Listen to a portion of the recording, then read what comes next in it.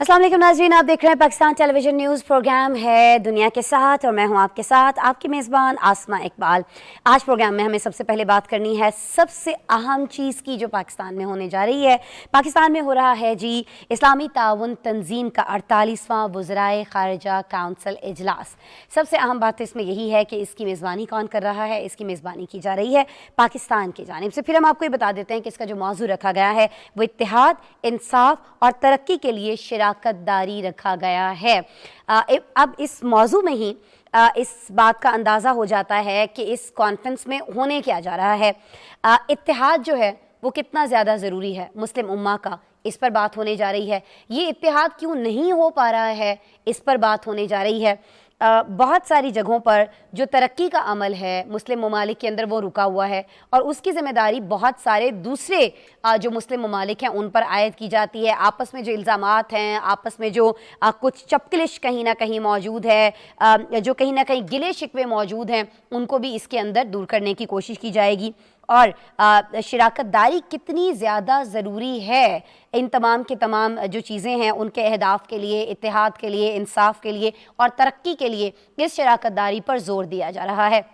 आज इस इजलास का पहला दिन था। आपको बताएं कि इस्लामी तंजीम ताउन तंजीम के जो रुकन और मुबस्सिर ममालिक हैं उनके तमाम वज़राए ख़ारिजा और आला सतह के जो वफूद हैं वो इजलास में शिरकत कर रहे हैं। ये तमाम के तमाम इस्लामाबाद के अंदर मौजूद हैं। इस्लामाबाद में इस वक्त ये सबसे बड़ी गहमा गहमी है। ये जो वज़राए ख़ारिजा इजलास हो रहा है, वज़राए ख़ारिजा काउंसिल इजलास हो रहा है। आपको बताएं कि चीन के वज़ीर ख़ारिजा खुसूसी तौर पर वज़राए ख़ारिजा काउंसिल में शिरकत के लिए पाकिस्तान पहुँचे हैं। 2 रोज़ा इजलास के एजेंडे की बात करें तो उसमें मसला कश्मीर है, मुस्लिम उम्मा को दरपेश मासी, सियासी और सकाफती चैलेंजेस हैं, उन पर बात की जाएगी। और सबसे बढ़कर जो बात की जाएगी वो की जाएगी इस्लामोफोबिया पर, जिस पर वज़ीर आज़म इमरान खान हमें बहुत ज़्यादा मुतहरिक दिखाई देते हैं और उन्हीं की कोशिशें हैं, उन्हीं की काविशें हैं कि हमने देखा कि अक़वाम मुत्तहिदा में बाकायदा तौर पर अब एक डेट भी अनाउंस कर दी गई है कि मार्च के महीने में इस्लामोफोबिया के ख़िलाफ़ और इस्लामोफोबिया से निमटने के लिए जो इक़दामात हैं उनका आलमी दिन मनाया जाएगा। पूरी दुनिया में ये दिन मनाया जाएगा ताकि लोगों को आगाह किया जा सके कि इस्लाम के ख़िलाफ़ जो मनफी प्रोपोगेंडा है उसमें कोई सच्चाई नहीं है, कोई हकीकत नहीं है। अब ये जो कॉन्फ्रेंस होने जा रही है 48वां वज़राए ख़ारिजा काउंसिल इजलास, जो इसका आज पहला दिन था, इसमें क्या पाकिस्तान एक्सपेक्ट कर रहा है, क्या जो दीगर ममालिक इसमें शिरकत कर रहे हैं वो एक्सपेक्ट कर रहे हैं, और फिर क्या एक्सपेक्ट किया जा रहा है हम आवाम की जानिब से, हमारी इसमें क्या बेहतरी है, क्या भलाई है, क्या होने वाला है। ये बहुत सारे सवालात हमारे अंदर उठते हैं जब हम सारा दिन न्यूज़ चैनल्स पर इसकी कवरेज होते हुए देखते हैं। तो इस पर बात कर लेते हैं डॉक्टर जमील अहमद ख़ान साहब से, जो कि साबिक सफ़ीर रहे हैं यूएई में पाकिस्तान के लिए। तज्ज़ियाकार भी हमारे साथ मौजूद होंगे, लेकिन जी पहले हम आपको इस पर एक रिपोर्ट दिखा देते हैं डिटेल्ड कि आज के इस इजलास में हुआ क्या है, फिर हम बात कर लेंगे डॉक्टर जमील अहमद ख़ान साहब से।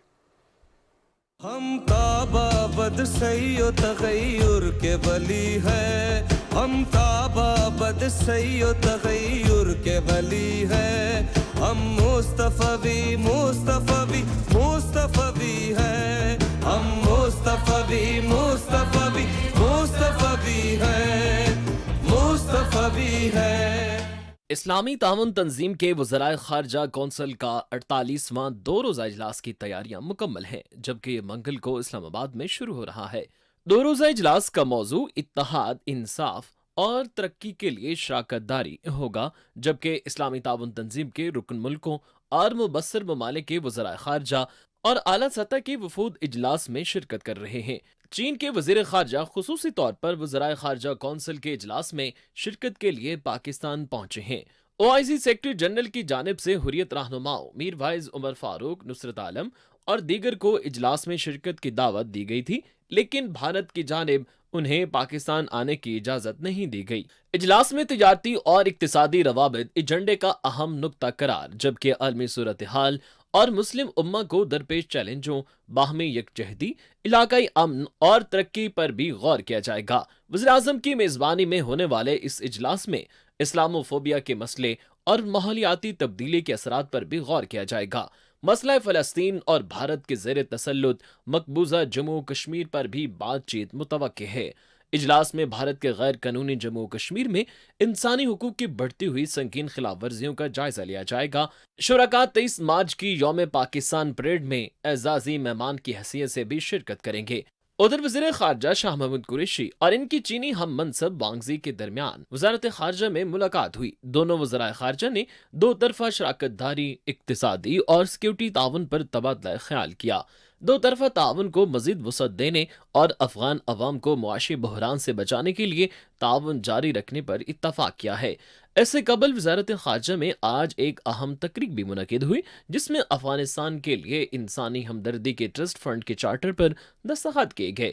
صدر اسلامی ترقیاتی بینک نے کہا کہ فنڈ کے قیام کا مقصد افغان عوام کی خود انحصاری، فوڈ سیکیورٹی اور تعلیم، بالخصوص خواتین کی تعلیم کو فروغ دینا ہے۔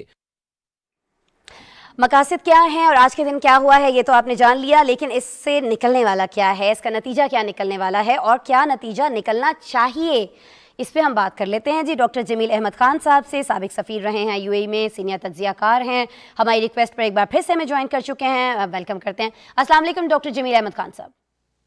وعلیکم السلام، thank you for having me in your show. Doctor صاحب آپ کا شکریہ، جب بھی ہم نے آپ سے ریکویسٹ کیا آپ ہمیشہ ہمارے لیے وقت نکالتے ہیں۔ ڈاکٹر صاحب یہ فرما دیجیے گا، اسلامی تعاون تنظیم کا 48واں وزرائے خارجہ کونسل اجلاس، کیا توقعات ہمیں اس سے رکھنی چاہیے؟ نہیں، بڑی مثبت توقعات ہونی چاہیے اس سے، اور ظاہر ہے جو او آئی سی کا پہلے ٹریک ریکارڈ ہے اس کے مطابق دیکھا جائے تو کوئی امپلیمنٹنگ پارٹ کسی چیز کا اگر یہ توقع رکھی جائے تو زیادہ دشوار ہو جائے گا۔ اور امپلیمنٹیشن سے میری مراد یہ ہے کہ او آئی سی کے پاس کوئی امپلیمنٹیشن ٹول نہیں ہے، ماں سوائے ایک مورل پریشر وہ اسرٹ کر سکتی ہے، اور اگر چاہے تو معاشی پریشر بھی اسرٹ کر سکتی ہے ان ممالک پر جو ان کی اس بلاک کی بات نہ مانے۔ بلاک سے مراد 57 ممبرز کا یہ بلاک، جو کہ اقوام متحدہ کے بعد سب سے بڑا بلاک ہے یہ، اور یہ بلاک ظاہر 57 ممالک پر محیط یہ بلاک اگر چاہے تو بہت کچھ پریشر اسرٹ کر سکتا ہے، لیکن چارٹر کے مطابق یہ جو کاؤنسل آف فارن منسٹر کی اس وقت اجلاس ہو رہا ہے، یہ آرٹیکل 10 ہے او آئی سی کا چارٹر، اس کے تحت یہ ہو رہا ہے، اور اس میں ہر سال یہ ہوتا ہے۔ اس دفعہ ہم نے یہ میزبانی خود ہمیں اعزاز ملا یہ میزبانی کرنے کا، اور اس کو ہم نے 75 یعنی کہ ہماری جو اس قومی دن ہے اس لحاظ سے اس کو منسلک کیا ہوا ہے، جس میں کہ تمام کے تمام شرکا جب وہ آئیں گے تو وہ دیکھیں گے کہ ہماری کتنی عسکری صلاحیت، ہماری قوت اور ہماری کیا ٹیلنٹس ہیں۔ وہ تو اپنی جگہ پا رہا سوال کہ ریزولوشن کس قسم کے پاس ہوں گے۔ جو تھیم ہے اس میں یونٹی، جسٹس اینڈ ڈیولپمنٹ، اگر اس تھیم کو آپ دیکھیں تو یہی تھیم جو سسٹینیبل ڈیولپمنٹ گول یونائٹڈ نیشنز کا ہے، جو 17 پوائنٹس، ان 17 پوائنٹس میں سے بیشتر پوائنٹس ان 3 جو تھیم کے پوائنٹس ہیں اس پہ محیط ہیں یہ، اور لہٰذا جو اس وقت مجھے ریزولوشنز پہ بات ہوتی نظر آ رہی ہے وہ کشمیر پر بھی بات ہوتی ہوئی نظر آ رہی ہے، اور کوئی ریزولوشن میں نہ صرف اس کا ذکر آئے گا، ریزولوشن پاس بھی ہونا چاہیے، اور میرا خیال ہے کہ ہوگا بھی۔ پیلسٹین کا وہ تو خاص طور پر اقوام متحدہ کے چارٹر میں آرٹیکل 1 کے 8ویں جز میں بہت واضح طریقے سے جب یہ بنی تھی او آئی سی، اس وقت ہی یہ جز تھا کہ فلسطینین کے ساتھ ان کی مدد کی جائے گی، اور ساتھ میں حق خود ارادیت کا بھی ذکر اس میں کیا گیا ہے چارٹر میں۔ تو یہ تمام چیزیں اگر دیکھیں تو یہ ایک اس کا پولیٹیکل رخ ہے، جس میں کہ جس مقصد کے لیے او آئی سی کو بنایا گیا تھا کہ جہاں جہاں مسلمانوں پر ظلم و تعدی، جبر و ستم ہو رہا ہو، وہاں یہ بلاک ان کی مدد کے لیے پہنچے اور ان کی مدد ہر لحاظ سے دامے درہمے سخنے کرے۔ اور یہاں ظاہر ان کے پاس کیونکہ اقوام متحدہ کے چیپٹر 8 کے تحت یہ بلاک بنا ہے، یعنی کہ او آئی سی یا باقی اسی قسم کے بلاک جس طرح کے گلف سٹیٹس ہیں، یا جس طرح یورپین یونین ہے، یا افریقن یونین، اسی طرح ایس سی او، ای سی او، یہ سارے اسی چیپٹر کے تحت اقوام متحدہ کے چارٹر کا جو چیپٹر میں نے ذکر کیا 8، اس کے ذریعے ہوتا ہے۔ تو اس کو ایک بہت بڑی اسٹرینتھ حاصل ہے او آئی سی کو، اور اس اسٹرینتھ کے مطابق دیکھا جائے تو یہ جو ریزولوشنز پاس ہوں گے، اگر یہ چاہیں، جس طرح اسلاموفوبیا کے سلسلے میں پاکستان ایک محرک تھا اس معاملے میں، اور ریزولوشن جب پاکستان نے پیش کیا تو 55 ممالک نے ساتھ دیا، اور یہ اب بھی میں سمجھ رہا ہوں کہ اگر وہ جذبہ جو ابھی حال ہی میں دکھلایا इस्लामिक ममालिक ने, वो अगर यहाँ दिखलाएंगे तो जो पहले इन्होंने रेजोल्यूशन पास किए हुए हैं, वर्किंग ग्रुप ने खास तौर पे जो रिकमेंडेशन दी हुई है जो कश्मीर के हवाले से, तो वो ग्रुप, कॉन्टेक्ट ग्रुप, वो उसकी रिकमेंडेशन पे जरूर बात होगी उस लिहाज से।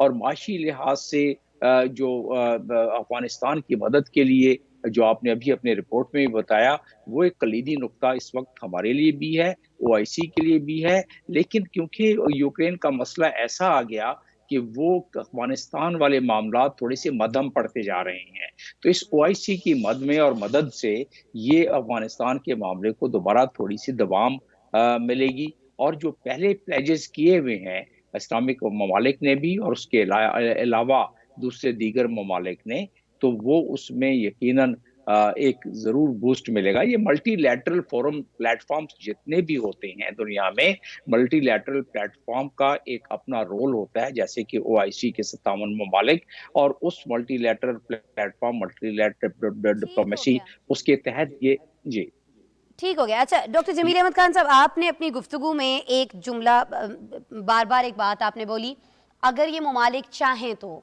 अगर ये इजलास में शरीक जो अरकान है ये चाहें तो, ये जो चाहना है ये बहुत सारी जगहों पर हमें दिखाई देता है, और बहुत सारी जगहों पर ऐसा दिखाई देता है कि ये चाहा तो जा रहा है लेकिन कोई ना कोई रुकावट इसमें हायल हो जाती है। वो बहुत सारी जगहों पर बहुत सारे मुस्लिम ममालिक के अपने मफादात हैं जिनका टकराव होता हुआ जब उन्हें दिखाई देता है तो वो उस बड़े मकसद से पीछे हट जाते हैं, और जाहिर है हर मुल्क को अपने अपने मफाद का सोचना है। लेकिन ये कब होगा कि सब ये चाहें कि ठीक है अपने मफाद हमारे अपनी जगह, उनको भी तरजीह दी जाए, लेकिन वो चीज़ें जो तमाम मुस्लिम ममालिक के लिए एक जगह पर आकर ख़तरनाक साबित हो सकती हैं उन पर पहले तवज्जो दी जाए। ख़ास तौर पर जिस तरह से आपने कहा कि मुस्लिम ममालिक के साथ जो रवैया है बहुत सारे दीगर ममालिक का, बड़ी ताकतों का, उसको लेकर सब ये कब चाहेंगे कि ये सारी चीज़ें सही हों और इत्तेहाद दिखाई दे? ये उसी अंदाज में होगा कि अगर जिस तरह इस्लामोफोबिया के सिलसिले में 55 ममालिक ने साथ दिया पाकिस्तान का, या पाकिस्तान दूसरों का साथ दे सकता है, वो जज्बा इस वक्त बरकरार है, तो वो कब चाहेंगे ये तो आपने खुद बता दिया कि अपने अपने मुल्क के उनके इंटरेस्ट हैं। जब बात कश्मीर की आती है तो फिर वो जियो पॉलिटिकल और जियो स्ट्रेटेजिक जो उनके तरजीहात हैं इन ममालिक, मेंबर ममालिक के, ओआईसी के, वो आ जाते हैं। जैसे इंडिया के साथ यूएई, इंडिया के साथ जो गल्फ कंट्रीज हैं उनके एक खास मरासिम, उसमें अगर जियो स्ट्रेटेजिक लिहाज से देख लें, जियो पॉलिटिकल लिहाज से देख लें, तो वो उसमें अमेरिका के वो एलाइज हैं और उस लिहाज से वो इसमें इज्तनाब बरतते हैं। तो इसमें क्योंकि जियो पॉलिटिकल इंटरेस्ट हैं, जियो इकोनॉमिक इंटरेस्ट हैं ममालिक के, लेकिन आपकी बात का जवाब कि वो जज्बा किसी वक्त भी उभर सकता है, जैसे कि अभी उभरा है जनरल असेंबली के इस रेजोल्यूशन के वक्त, तो वो जज्बा जब उभरेगा तभी ओआईसी के चार्टर पर अमल होगा। और जैसे ही ओआईसी के चार्टर आर्टिकल 1 पर अमल हो जाए, या आर्टिकल 8 पर अमल हो जाए, या आर्टिकल 10 पे जिस तरह के अभी इजलास बुलाया गया है वो, और मेरी तमन्ना है कि एक्स्ट्रा ऑर्डिनरी सेशन जिस तरह पाकिस्तान में पहले भी हम बुलाते रहे हैं, 1997 में भी बुलाया, 74 में तो खैर उसकी बात और उसकी धूम गरज जो है वो तो पूरी दुनिया ने उसकी अभी तक दाग बांधती है भुट्टो साहब के ज़माने में। तो इस किस्म की एक एक्स्ट्रा ऑर्डिनरी सेशन भी किसी स्टेज पे पाकिस्तान में अगर शामिल कर लिया जाए तो उसमें उसकी अफादियत बड़ी हो सकती है, क्योंकि 97 के बाद ये जो एक्स्ट्रा ऑर्डिनरी सेशन हुआ नहीं है। जी ठीक है। अच्छा सर, ये फरमा दीजिएगा, चीन के वज़ीर ख़ारिजा खुसूसी तौर पर शिरकत कर रहे हैं, ये पाकिस्तान के लिए कितना अच्छा हो सकता है? और फिर जिस तरह से हम देख रहे हैं कि मुख्तलिफ ममालिक के अंदर चाइना की जानिब से सरमायाकारी की जा रही है, बड़े बड़े प्रोजेक्ट्स हैं, पाकिस्तान के अंदर देख लीजिए सी पैक है, किस तरह से ये जो स्ट्रेटेजिक शराकतदारी है इसमें चाइना के किरदार की अहमियत जो है इस इजलास में उजागर की जा सकती है? इक़्तिसादी और सिक्योरिटी ताउन जो है वो किस तरह से बढ़ाया जा सकता है चाइना के साथ? या फिर आप ये समझते हैं कि चीन के जो वज़ीर ख़ारिजा हैं वो सिर्फ सिचुएशन को मॉनिटर कर रहे होंगे? मैं बस ये चाह रही हूँ, आप चूँकि साबिक सफ़ीर भी रहे हैं, थोड़ा हमें तरीक़ाकार समझा दीजिए कि इस तरह के इजलास के अंदर होता क्या है? मुख्तलिफ वज़राए ख़ारिजा जब मौजूद होते हैं तो क्या वो अपने अपने ममालिक की सिर्फ पॉलिसी पर बात कर रहे होते हैं, या अगर किसी मुल्क को कोई तहफ़्फ़ुज़ात हैं किसी दूसरे मुल्क से जो उसी इजलास के अंदर मौजूद है तो वो भी साफ साफ बयान कर दिए जाते हैं दूसरे ममालिक के सामने? सर हाँ, वो एजेंडे के मुताबिक ज़ाहिर है वो उस पे बातचीत होती है एक डिप्लोमेटिक अंदाज़ में। बिल्कुल अगर कोई तहफ़्फ़ुज़ात हैं और वो अगर वो एजेंडे का हिस्सा है तो उस पर डिबेट होती है और उस लिहाज़ से फिर रेज़ोल्यूशन पास किए जाती हैं। लेकिन आपने चाइना के वज़ीर ख़ारिजा की जो बात की, तो वो जो मीटिंग ऑन द साइडलाइन, क्योंकि उनका वोटिंग का इख्तियार तो है नहीं क्योंकि वो ओआईसी के मेंबर नहीं है, लेकिन उनकी प्रेज़ेंस एज़ एन ऑब्ज़र्वर बड़ी अहमियत की हामिल है। चाइना की 17.6 ट्रिलियन डॉलर की इस वक्त इकोनॉमी है। चाइना दुनिया में 2010 से लेके सबसे बड़ा मैन्युफैक्चरिंग कंट्री है। 2013 से चाइना सबसे बड़ा वो ट्रेडिंग कंट्री है। तो उस लिहाज से इसका ट्रेड बीआरआई के हवाले से अगर देखें तो तकरीबन उन तमाम ममालिक से ट्रेड भी इनका है। और आगे जाके जब बीआरआई और उसका फ्लैगशिप हिस्सा सी पैक जब मुकम्मल हो जाएगा तो ये तमाम के तमाम ममालिक उसके साथ जुड़े हुए हैं। तो एक ऑटोमेटिकली इनकी माशी लिहाज से और जियो इकोनॉमिक और जियो पोलिटिकल लिहाज से भी चाइना और रशिया इस वक्त मिडिल ईस्टर्न कंट्री में काफ़ी उनकी डिप्लोमेटिक वर्क चल रहा है। तो उस लिहाज से इसकी फ़ौक़ियत और इसकी अहमियत यकीनन काफ़ी दर्जा इस वक्त ज़्यादा है पहले के मुकाबले में। तो वो और हमारे लिहाज से तो ज़ाहिर है चाइना के वज़ीर ख़ारिजा इधर आए हैं तो हमारे ऑन द साइड बहुत सारी और मामलात हम उसको तय कर लेते हैं, जिसकी वजह से हमें उससे इस्तिफ़ादा यकीनन हासिल होगा। ठीक है। अच्छा जी। सर, इस तरह के जब इजलास होते हैं तो बहुत सारे ममालिक की साइडलाइन मुलाकातें भी हो रही होती हैं। आप तक क्या इत्तलात पहुंची हैं इन साइडलाइन मुलाकातों के हवाले से? कौन कौन से ऐसे ममालिक हैं जो इस बैठक के दौरान अलग से एक बैठक अपनी रख सकते हैं और अपने बहुत सारे मामलात जो हैं वो हल कर सकते हैं, और ख़ासतौर पर पाकिस्तान को किन ममालिक के साथ इस मौके पर बात कर लेनी चाहिए? या गल्फ कंट्रीज के साथ हमारा वैसे भी बड़ा अच्छा ताल्लुक रहा है। और क्योंकि बदलते मंजरनामे में गल्फ कंट्रीज के इंटरेस्ट जो है वो दूसरे ममालिक से भी जुड़ गए हैं और उनका हक होता है कि जिससे भी अपने ममालिक से जोड़ें। तो हमें चाहिए कि हमारी जो वो देरीना हमारे मरासिम है गल्फ कंट्री के साथ वो, और इस वक्त अहमियत अफ्रीकन कंट्रीज में भी कुछ कंट्रीज की बहुत ज़्यादा अहमियत होती जा रही है। मेंबर ममालिक की मैं बात कर रहा हूँ। तो उस लिहाज से उनके साथ भी मजीद हम on the side MOU sign कर सकते हैं। ऑन द साइड हम उनसे बायलैटरल मीटिंग कर सकते हैं, जो कि बाकी वो ममालिक भी करते हैं। तो उस लिहाज से यकीनन हमारे फॉरेन ऑफिस ने इस मामले में बहुत सारी चीज़ें तैयार करके रखी हुई हैं। और जब meeting on the side line होंगी तो उन चीज़ों पर भी इत्तफाक किया जाएगा। और मैं समझता हूँ कि हमारी जो मीटिंग्स पेंडिंग होती हैं, जिसे कहते हैं जॉइंट मिनिस्ट्रियल कमेटी मीटिंग, जिसमें बड़े-बड़े फैसले होते हैं 2 मुल्कों के दरमियान, और जहाँ-जहाँ पेंडिंग है, वो इस मौके पर उसको तय किया जा सकता है कि उसको कितनी जल्द वो मीटिंग्स की जाएँ, ताकि जो फैसले पेंडिंग हैं मुख्तलिफ ममालिक के साथ, वो फैसले हम आगे उसको सही तरीके से और जल्दी कर लें। तो उसमें भी ये हमारा बेहतरीन और मौका है ऐसी ऐसी मीटिंग्स के लिए, ऐसी बातचीत या के लिए। बहुत शुक्रिया डॉक्टर जमील अहमद खान साहब, साबिक़ सफ़ीर रहे हैं, आप तज्ज़ियाकार हैं सीनियर, अपना तज्ज़िया शेयर कर रहे थे, अपना वक्त दिया आपने हमें। बहुत शुक्रिया सर आपके वक्त के लिए। डॉक्टर साहब का तज्ज़िया आप सुन रहे थे और तज्ज़िया हम कर रहे थे ये जो अहम इजलास इस्लामाबाद के अंदर इस वक्त हो रहा है। 2 रोज़ अभी इस इजलास के बाकी हैं और पाकिस्तान टेलीविज़न की इस हवाले से आप जानते हैं स्पेशल ट्रांसमिशन भी जारी है। लम्हा बलम्हा अब आपको आगाह रखे हुए हैं। ये कैसे मुमकिन था कि आज के प्रोग्राम में इस पर बात नहीं हो रही होती। कल और परसों भी हम बात कर रहे होंगे, क्या नताइज आते हैं, क्या होता है, इस पर तज्ज़िया भी आपको बताते रहेंगे। मुख्तलिफ आम शख्सियात का अफ़गानिस्तान की हमने बात की है जी, इस इजलास में इस पर बात होने वाली है, यकीनी तौर पर होने वाली है। बहुत सारे ममालिक के लिए क्या राय है, क्या सोच है, फ़ंड जो है उसके लिए भी सिग्नेचर्स हो गए हैं। बहुत सारे मामला जो हैं अफ़गानिस्तान को लेकर हो रहे हैं। लेकिन अभी अफ़गानिस्तान में क्या सूरत है कुछ इस पर बात कर लेते हैं। आपको बताए देते हैं कि यहाँ ग़िज़ाई किल्लत जो है ये बढ़ती जा रही है। ज़ाहिर है ग़िज़ाई किल्लत बढ़ रही है तो भूख बढ़ रही है। यहाँ पर जो इंसानी बहरान है वो जन्म ले चुका है, और इंसानी बहरान से सबसे ज़्यादा मुतासर कौन हो रहा है? सबसे ज़्यादा मुतासर यहाँ पर ये नन्हे बच्चे हो रहे हैं, जो थोड़ी देर पहले हमने आपको स्क्रीन पर दिखाए हैं। मुख्तलिफ हॉस्पिटल्स के अंदर ये बच्चे मौजूद हैं।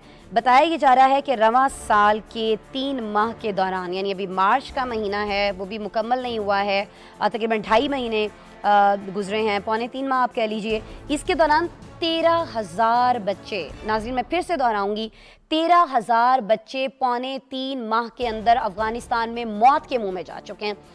यूक्रेन की सबको बहुत ज़्यादा टेंशन है, मैं ये नहीं कह रही हूँ यहाँ खड़ी होकर के जी यूक्रेन की टेंशन नहीं होनी चाहिए, वहाँ जो बच्चे मर रहे हैं वो ऐसे ही मरने दिए जाएं, उनका नहीं सोचा जाए। यहाँ पाकिस्तान में खड़े होकर भी हम कह रहे हैं, हमारे वज़ीर आज़म रूस जाकर कह चुके हैं कि जी इस जंग को रुकना चाहिए, मुज़ाकरात के ज़रिए मामलात होने चाहिए, जंग नहीं होनी चाहिए, इंसानी जानों का ज़िया नहीं होना चाहिए है। ये सारी बातें अक़वाम मुत्तहिदा में मुनीर अकरम साहब भी कह चुके हैं, हमारे जो मुस्तकिल मंदूब हैं वहाँ पर। और मैं अभी ये बात इसलिए कर रही हूँ कि अगर वहाँ पर बच्चे मर रहे हैं तो यहाँ भी 13,000 बच्चे पौने 3 महीने में, 3 महीने भी अभी कंप्लीट नहीं हुए हैं कि ये बच्चे मर चुके हैं। क्यों ये सूरत हाल है जी? ह्यूमन राइट्स वॉच रिपोर्ट में ये क्यों कहा गया है कि 95% अफ़गान आबादी को मुनासिब ग़िज़ा मुयस्सर नहीं है। 95% लोग ऐसे हैं जिनको वहाँ पर खाने पीने के लिए कुछ अच्छा नहीं मिल रहा है, और बहुत सारे लोग ऐसे हैं जिन्हें खाने पीने को कुछ मिल ही नहीं रहा है। सिचुएशन क्या है अफगानिस्तान में, पहले आपको एक डिटेल रिपोर्ट दिखा देती हूँ, फिर हमारे साथ गेस्ट होंगे जो उनसे बात कर लेंगे।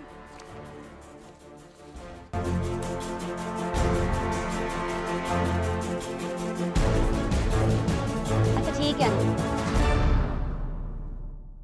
अफगानिस्तान में ग़िज़ाई किल्लत और भूख खतरनाक सूरत हाल इख्तियार करती जा रही है। रवान साल जनवरी से अब तक 13,000 शेखार बच्चे ग़िज़ाई किल्लत और भूख के बायस जिंदगी की बाजी हार गए हैं। अस्पताल में पैदा होने वाले बच्चे इतने कमजोर हैं कि वो हरकत करने से भी कासिर हैं। 34 में से 28 अफगान सूबों में ग़िज़ाई किल्लत की शरह बहुत ज्यादा है, जहां 35 लाख से ज्यादा बच्चों को ग़िज़ाइयत के इलाज के मदद की जरूरत है। ह्यूमन राइट्स वॉच की रिपोर्ट के मुताबिक 95% आबादी को मुनासिब खुराक ही मुयसर नहीं, जिसमें ख़वातीन के ज़ेरे किफ़ालत घरानों की शरह तकरीबन 100% है। भूख और अफलास में तेजी से इजाफे ने अफगान खानदानों को खतरनाक इकदाम करने पर मजबूर कर दिया है, जिसमें खाना छोड़ने और खाने के लिए भारी कर्ज लेने जैसे इकदाम शामिल हैं। रिपोर्ट में खबरदार किया गया कि ये हालात बड़े पैमाने पर बच्चों को नुकसान पहुंचाने के साथ खवातीन और मर्दों की जिस्मानी और जहनी सेहत पर नुकसानदेह असरात मुरतब कर सकता है। अक़वाम मुत्तहिदा की नुमाइंदा खुसूसी बराए अफगानिस्तान का कहना है कि ये एक बड़ी शरह है और नाकाबिले तसव्वुर है। ये अब तक तबाहकुन तौर पर तल्ख हकीकत है। उन्होंने वाज़ेह किया कि अगस्त के वुसअत से अब तक 34 सूबों में 2500 से ज्यादा ग़िज़ाई कमी का इलाज करने वाले मकामात पर ग़िज़ाई किल्लत का शिकार 8 लाख बच्चों का इलाज किया गया। रवां साल 32,000 मुतासरा बच्चों का इलाज करने का मंसूबा बनाया है। अक़वाम मुत्तहिदा ने इस अफगानिस्तान की सूरत हाल को ग़िज़ाई अदम तहफ़्फ़ुज़ करार दिया है, जिसकी बड़ी वजह मग़रिबी पाबंदियाँ और अफगानिस्तान में ग़िज़ाई बहरान से निपटने के लिए वक्त खत्म हो रहा है। हालिया हफ्तों में अमरीका और आलमी बैंक ने अरबों डॉलर की इमदाद दी है, लेकिन अफगानिस्तान के मरकजी बैंक पर पाबंदियाँ अब भी बड़े लेन देन या इनखला को नामुमकिन बना रही हैं। अफगानिस्तान में काम करने वाले ग्रुप्स का कहना है कि वो अफगानिस्तान में रुकूम को मुंतकिल करने से कासिर हैं, क्योंकि बैनुल अक़वामी बैंक तालिबान पर पहले से मौजूद पाबंदियों के बायस मुहतात हैं। दूसरी जानिब ह्यूमन राइट्स वॉच की रिपोर्ट में अफगानिस्तान को भी बहरान से निपटने के लिए फौरी तौर पर एक फाल बैंकिंग निज़ाम की ज़रूरत पर जोर दिया है, क्योंकि आलमी पाबंदियों के बायस ज़्यादातर अफगान बैंक अब बमुश्किल काम कर रहे हैं। माहिरीन के मुताबिक अगरचे इंसानी इमदाद के प्रोग्राम मुआशी बहरान को कम करने में मदद कर सकते हैं, लेकिन इससे निपटने के लिए बेहतर हिकमत अमली के साथ आलमी पाबंदियों के खात्मे की जरूरत है, वरना अफगानिस्तान में जारी खुराक के बहरान को कम करना और सबसे बढ़कर कमजोर बच्चों की मदद करना नामुमकिन हो जाएगा। बिल्कुल जी, एक और जगह पर आपको लेकर चलते हैं। वहाँ भी सिचुएशन कुछ ऐसी है कि अगर उसको फौरी तौर पर काबू नहीं किया गया तो सूरत हाल काबू से बाहर निकल जाएगी। अफगानिस्तान ही की तरह वहाँ पर भी इंसानी बहरान जन्म ले सकता है। अभी भी वहाँ जंग जारी है। ये जंग शुरू हो चुकी है जी, 26वें रोज़ के अंदर दाखिल हो चुकी है। मैं बात करूँ यूक्रेन की, जहाँ रशिया की जानिब से जंग का आगाज़ किया गया और अभी हम तक ये इत्तलात आ रही हैं कि जो दारुल हुकूमत है कीव, उसके अंदर एक शॉपिंग मॉल जो है उस पर अटैक किया गया आज रशिया की जानिब से, और इसके नतीजे में 8 अफराद के हलाक जबकि मुतादिद ज़ख्मी होने की इत्तलात आ रही हैं। मेयर कीव ने बुध की सुबह तक यहाँ पर कर्फ्यू नाफिज कर दिया है। दूसरी जानिब बताया ये जा रहा है कि यूक्रेन ने रूस की जानिब से मारियोपोल शहर में सरेंडर करने का जो मुतालिबा है उसको मुस्तरद कर दिया है। जहाँ जहाँ रशियन फोर्सेस पहुँच रहे हैं वहाँ पर उनको लग रहा है कि जी अब यूक्रेन की जो फोर्सेस हैं वो कमज़ोर पड़ रही हैं, तो उनसे फौरी तौर पर ये मुतालिबा कर दिया जाता है कि जी आप फौरी तौर पर सरेंडर कर दें। लेकिन यहाँ मारियोपोल शहर के अंदर उन्होंने ऐसा करने से इनकार कर दिया है। आपको बताएं कि अगर हम इस जंग के जो अदाद शुमार आ रहे हैं उसकी बात करें तो 33 लाख जो अफराद हैं वो अपना घर बार छोड़ चुके हैं इस जंग की वजह से।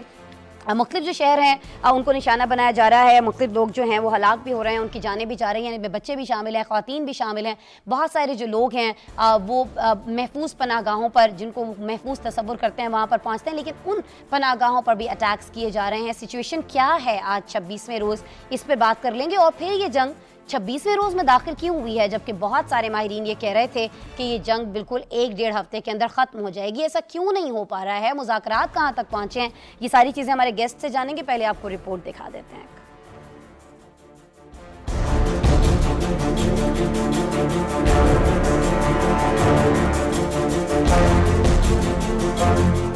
रूस और यूक्रेन में जारी जंग 26वें रोज में दाखिल हो चुकी। दारुल हुकूमत कीव में रात भर होने वाली बमबारी के नतीजे में 8 अफराद की हलाकत की इतलात हैं।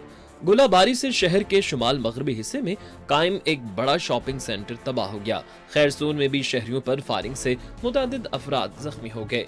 दूसरी जानिब यूक्रेन ने रूस की जानिब से मारियोपोल शहर में सरेंडर करने के मुतालबे को मुस्तरद कर दिया है। रिपोर्ट्स के मुताबिक मास्को हुकाम ने कीव हुकाम पर जोर दिया था कि साहिली शहर मारियोपोल में तैनात यूक्रेनी फौज फौरी तौर पर अपने हथियार डाल दें, इसके बदले उन्हें महफूज रास्ता फराहम किया जाएगा। मास्को ने यूक्रेन की कीमियाई तंसीबात पर हमले की तरदीद करते हुए कहा कि मास्को यूक्रेन में कीमियाई सनत की किसी तंसीब पर हमला करने का मंसूबा नहीं रखता और न ही उसने हमला किया है। उधर रूस फिजाइया ने यूक्रेन के तरबीती मरकज में गैर मुल्की फौजियों और यूक्रेनी कौम परस्त तंजीमों के तरबीती मरकज को निशाना बनाने का दावा किया है। अक़वाम मुत्तहिदा के मुताबिक रूस के हमले में अब तक 925 शहरी मारे गए, जबकि 1496 शहरी जख्मी हुए हैं। 24 फरवरी को यूक्रेन पर रूसी हमले के बाद अवाम शदीद परेशानी का शिकार हैं। अब तक 23 लाख अफराद मुल्क छोड़ने के बाद दूसरे मुल्कों में पनाह लेने पर मजबूर हैं। यूक्रेन में फिजाई ऑपरेशन मुअत्तल होने के साथ साथ बहरी जहाजों की आमदोरफ्त भी मुअत्तल है, जिसके बायस खुराक, अद्वियात समेत अशिया जरूरी की शदीद किल्लत है। यूक्रेनी वजीर दिफा ने मास्को पर फौजियों की हलाकत के बारे में झूठ बोलने का इल्जाम लगाया। बयान में 15,000 रूसी फौजी मारने का दावा किया। उधर रूसी सदर व्लादिमीर पुतिन के पुराने हलीफ और देरीना दोस्त गेनाडी टिमचेंको ने यूक्रेन में रूसी फौजी मुदाखलत के तनाजुर में पाबंदियों का निशाना बनने के बाद गैस कंपनी नोवाटेक के बोर्ड से मुस्ताफी हो गए हैं। रूस पर मगरिब की जानिब से पाबंदियां लगाने का सिलसिला जारी है। फ्रांस ने रूस की कारोबारी शख्सियात के तकरीबन 850 मिलियन यूरो के असासे और जायदादें मुंजमद कर दिए हैं। फ्रांसीसी वजीर खारजा के मुताबिक रियल एस्टेट में रूस के 539 बिलियन यूरो भी मुंजमद किए गए हैं।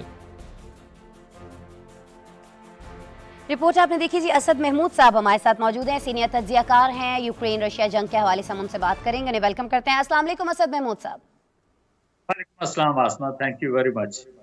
असद साहब बहुत शुक्रिया हमारे लिए वक्त निकाल रहे हैं। असद साहब ये फरमाइएगा, देखा हमने ये कि रूस ने पूरी ताकत से यूक्रेन पर हमला किया। 26 रोज हो चुके हैं इस जंग को जारी हुए, बहुत ज़्यादा यूक्रेन के अंदर नुकसान भी हुआ है, बहुत सारे बयानात आए हैं, मुज़ाकरात हुए हैं, रिजल्ट कोई नहीं निकला है।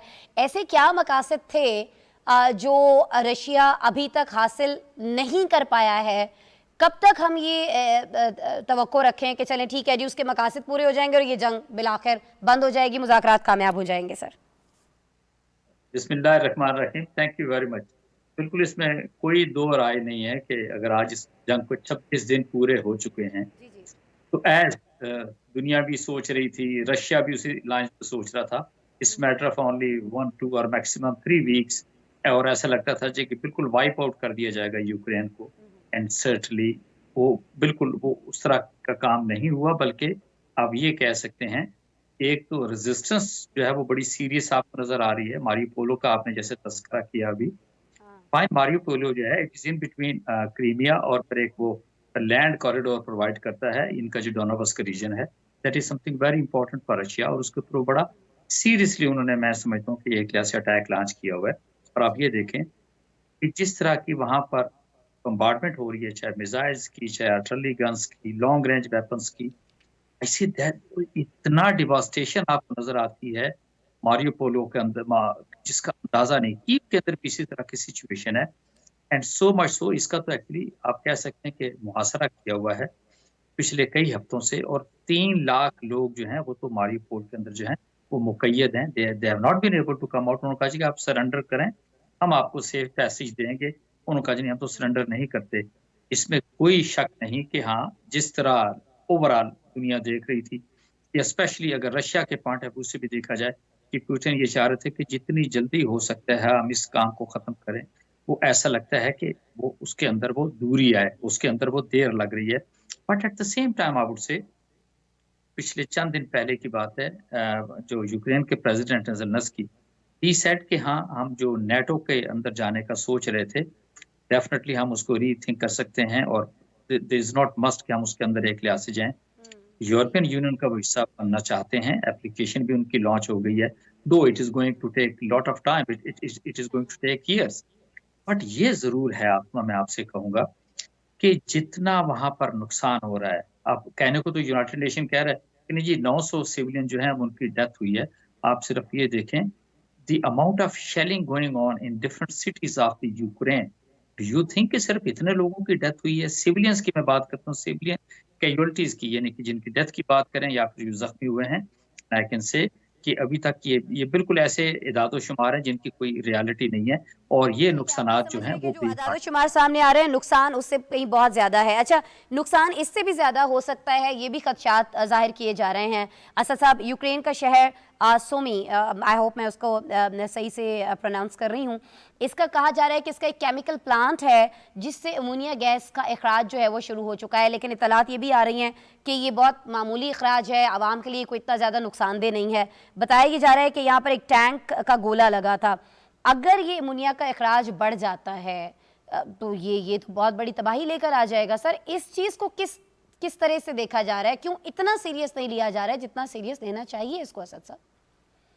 मैं आई बिलीव कि बिल्कुल अमोनिया गैस का जो इखराज है, सपोज अगर ये बहुत ज़्यादा तादाद के अंदर होता है, तो वो आँखों को, गले को, नाक को, और even for that matter lungs को डैमेज करता है, और स्टेज कैन कम के जहाँ पर बिल्कुल डेथ भी हो सकती है। डेथ भी हो और सकती ये है। ऐसी गैस है जो कि नज़र नहीं आती, मतलब एट टाइम्स इसको ऐसे देखते हैं।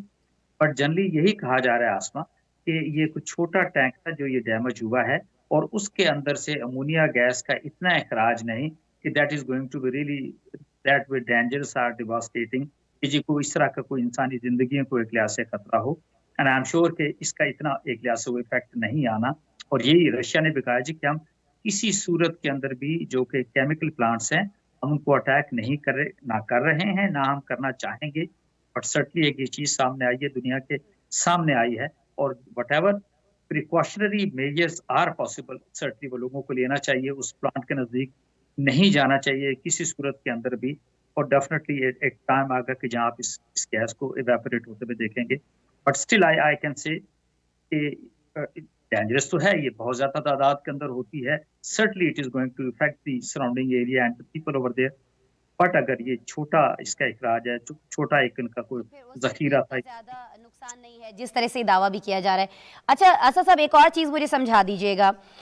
हमने देखा कि मॉस्को के खिलाफ बहुत सारी पाबंदियां लग चुकी हैं, बहुत सारी पाबंदियां और लगाने की बात हो रही है, लेकिन ये रशिया इन पाबंदियों को कोई सीरियस लेता दिखाई नहीं दे रहा। सिर्फ ये दिखाया जा रहा है कि मैं इसको सीरियस नहीं ले रहा, या वाकईतन कोई फ़र्क नहीं पड़ता रशिया को?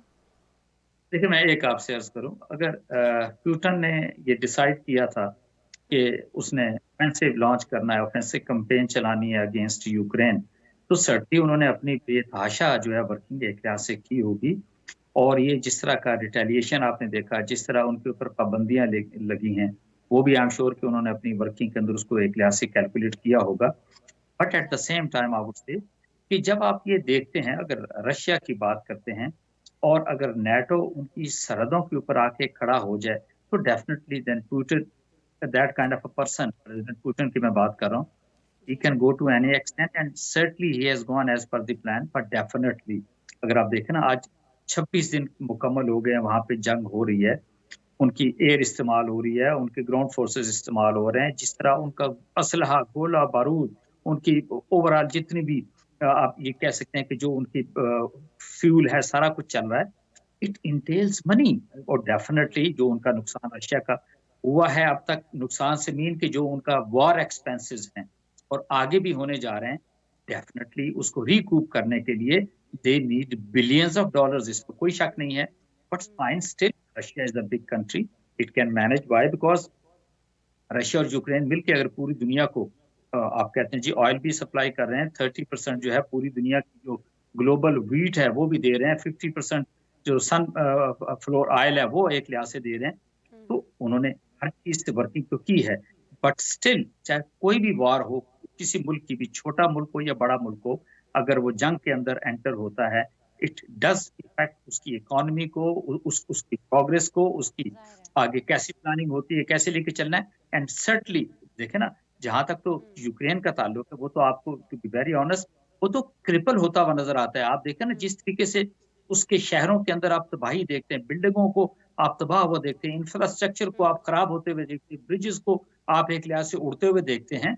और मैं ये कह सकता हूँ कि एक हफ्ते की लड़ाई अगर 5 साल पीछे ले जाती, 3 हफ्ते की लड़ाई हो चुकी, they have enter into 4th week, 4 हफ्ते भी मुकम्मल होने वाले हैं। तो यू कैन मेक आउट कि यूक्रेन कितना टाइम लेगा एक लिहाज से अपने आप को रिकूप करने में, सारा कुछ करने में।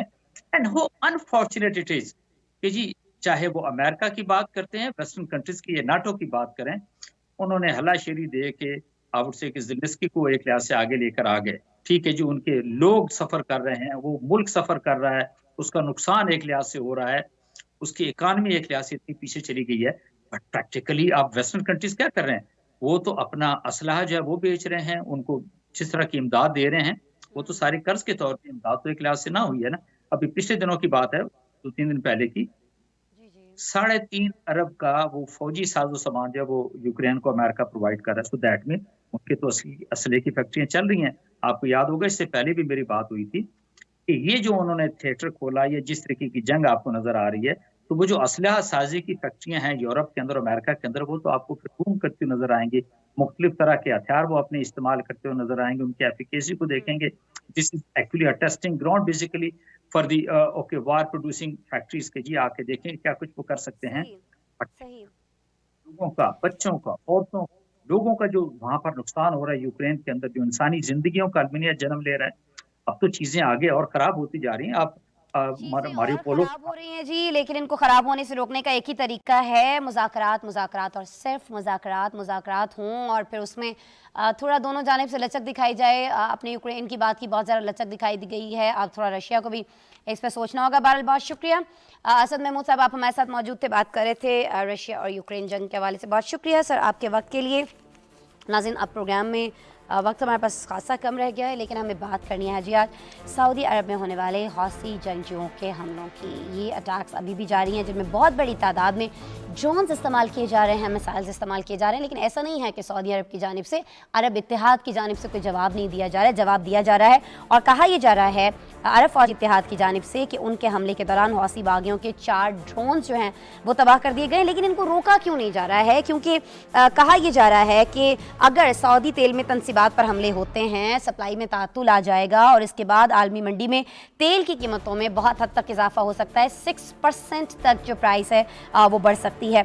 अच्छा जी, दूसरी जानिब हमें ये भी दिखाई दे रहा है कि जहाँ जहाँ हौसी बागियों से कहा जा रहा है कि जी आ जाएं, बात कर लेते हैं, मुज़ाकरात कर लेते हैं, टेबल टॉक कर लेते हैं, बिल्कुल भी वो तैयार नहीं है। वो और ज़्यादा हमें ऐसा लग रहा है कि जारहियत का रास्ता अपना रहे हैं। मेरे ख्याल में मुझे प्रोड्यूसर की जानिब से यही कहा गया है कि इस पर हमारे पास एक रिपोर्ट है, आपको दिखा देते हैं।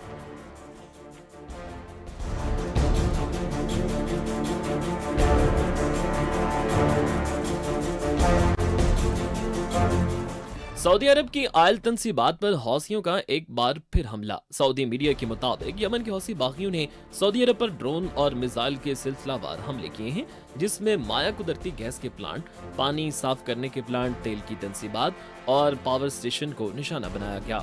जबकि 4 ड्रोन्स को सऊदी फोर्सेज ने यमन के नजदीक ही तबाह कर दिया। ड्रोन और बैलिस्टिक मिसाइल हमलों में कोई जानी नुकसान तो नहीं हुआ, लेकिन मुतअद्दिद गाड़ियों और घरों को नुकसान पहुंचने की इत्तलात सामने आ रही हैं। इन हमलों के बाद खाम तेल के सबसे बड़े बरामद कुनिंदा सऊदी अरब ने तवानाई की बड़ी कंपनी अरामको की तरफ से चलाई जाने वाली तनसीबात पर तेल की पैदावार में आर्जी कमी का ऐलान किया है। गुज़िश्ता साल मार्च में भी अरामको पर हौसी बागियों ने हमला किया था, जिसके बाद खाम तेल के नर्ख बढ़ गए थे। हालिया हमला एक ऐसे वक्त में सामने आए जब चंद दिन पहले सऊदी अरब में कायम खलीज ताउन कौंसिल ने यमन में लड़ने वाले फ्रीकैन को जंग के खात्मे के लिए रियाज में मुज़ाकरात के लिए मदऊ किया। लेकिन हौसियों की जानिब से ये पेशकश मुस्तरद करते हुए मुतालबा किया गया कि मुज़ाकरात एक गैर जानिबदार मुल्क में कराए जाएं। सितंबर सन 2014 में यमन की जंग हौसी बागियों ने दारुल हुकूमत सना और ज्यादातर शुमाली इलाकों में कब्जे के बाद शुरू हुई। उस वक्त से सऊदी अरब और अस्करी इत्तेहाद की जानिब से बागियों के खिलाफ लड़ाई जारी है। गुज़िश्ता 8 सालों से जारी जंग की शिद्दत में गुज़िश्ता 1 साल में मजीद इजाफा देखने में आया है। हौसी बागियों की जानिब से मुत्तहिदा अरब अमारात पर भी आपसे मुलाकात हो रही होगी। अपना बहुत सा ख्याल रखिएगा। अल्लाह ने